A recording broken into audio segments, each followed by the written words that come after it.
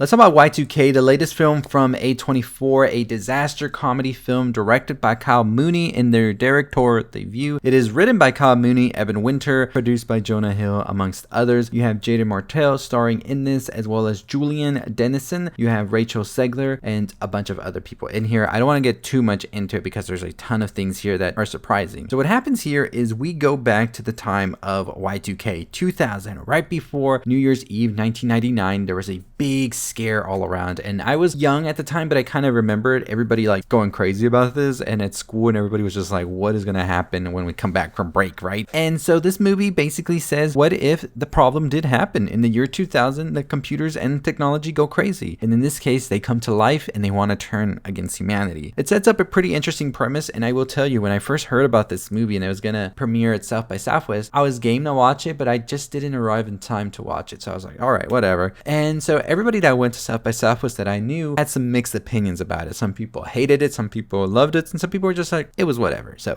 I was like, okay, I'm gonna wait for this. We'll see what happens once it releases. And I went to watch this, and I will tell you, I need to talk about it. So first and foremost, I think that the cast here is great. I think Jaden Martell is always great in what he does. I think Rachel Zegler as well is a great actress. And I will tell you that I think Julian Dennison is definitely the funniest character in the whole film for sure. I definitely want to see more of Julian Dennison in the future, more comedies, things like that. I think he has such a great timing to his bits here. But I will say that the story in itself was very interesting at the beginning as well.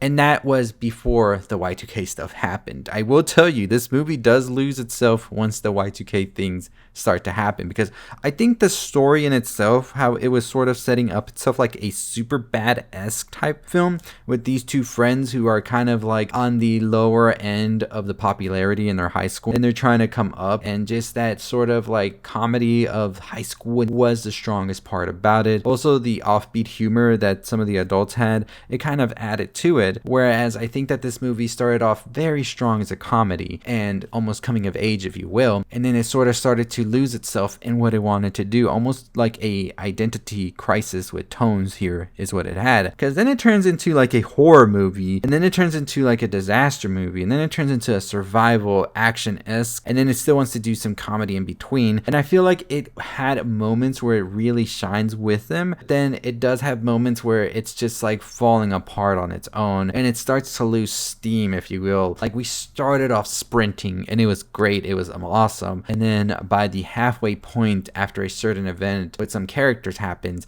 it just starts to just slow down, that by the end it's just a chore to walk through it all, and we're just waiting for it to end, and it's just like, oh, okay, that's where it ends. And that was one of the problems I had with the film in itself. Like I said, the performances very strong still. I think the actors do what they can do with it, but it does feel towards the middle part of the film that this is just a overtly long, drawn out sketch of sorts, and that's where I just had a problem with the movie in itself. Like, I really love moments throughout, even that second half. I think that Kyle Mooney is really funny. He's in this movie, by the way, and he has some scenes in that second half that are just really funny, and some of the funniest out of that whole second half. But it is just a movie that just definitely does try to do too much, and at the end it just feels very empty and hollow, and you walk out of it like, I don't remember much about that movie except for like 2 or 3 key scenes that were really funny and great. Other than that, whatever. I don't know if I'm going to revisit it again. So I don't know. That was just my thoughts and opinions on it. I think it's a movie that's worth seeing.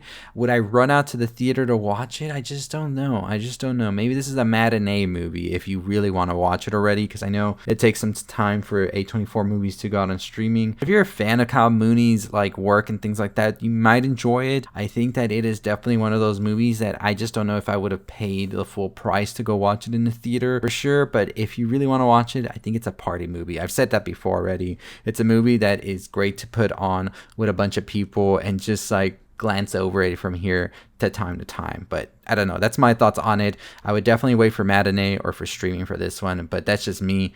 I just didn't really vibe with it that much. But let me know your thoughts and opinions on it. What do you think about the Y2K phenomenon? It's a very interesting one. Even all of the things, all of the callbacks here were great, I think. It definitely does feel like somebody who was in that time felt it. And the callbacks and the nostalgia definitely did have me intrigued throughout. It was definitely great the way they did it, and I feel like they could have sort of honed in on it a little bit more. There is a big character here from the early 2000s that does make an appearance, where I think the movie does kind of like start to find a little bit of energy, but then that character's kind of sidelined, and then we start to get a little bit too slow again. And it just couldn't find what it wanted to be, and I think that's its ultimate problem in the end, is that it's just trying to be so much at the same time and do all of these different things that it just ultimately doesn't do anything. But I'm still excited to see what Kyle Mooney does next. This cast, as I said, is amazing. I think Jaden Martell is great here. I think Rachel Zegler as well, and I'm excited to see more Rachel Zegler in the future.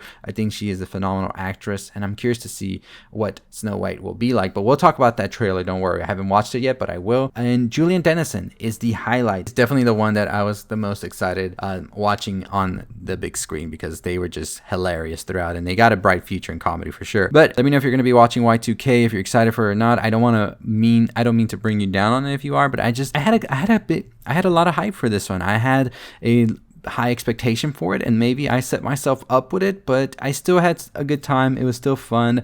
Like I said, this is definitely one I would wait for matinee price, maybe discount Tuesday, or streaming, if you will, because I think it's going to be a movie that's fun to watch if you're with a bunch of friends or family and things like that, and y'all just watch it to like have a good time and laugh. Some of the jokes are pretty edgy as well, which I thought was very funny to see, and it's just definitely one of those movies that I just couldn't really sit with at the theater with, if you know what I mean. Like, there's some movies that you're just like, I don't know, nothing really huge is going on here, and it kind of feels like we're just doing the same thing over and over and just watching the same like joke up again and again. So that was my only problem with it. But overall, let me know what you think once you watch it. Make sure you subscribe to the channel. Check out our video we did today on Nosferatu, our most anticipated film of December, where we talk about some of the reviews that just came out and the Rotten Tomato score and all of that. Also subscribe if you haven't. We are also doing a giveaway on our Instagram on Saturday when we watch Nosferatu live and talk about the original film. So if you want to enter that giveaway, you do have to be subscribed on Instagram and follow us there, because that's where it's all going to happen. So I'll leave it over here at the bottom. But as always, I'll see all of you next time. Let's get to 40,000 subscribers. Stay safe, stay positive.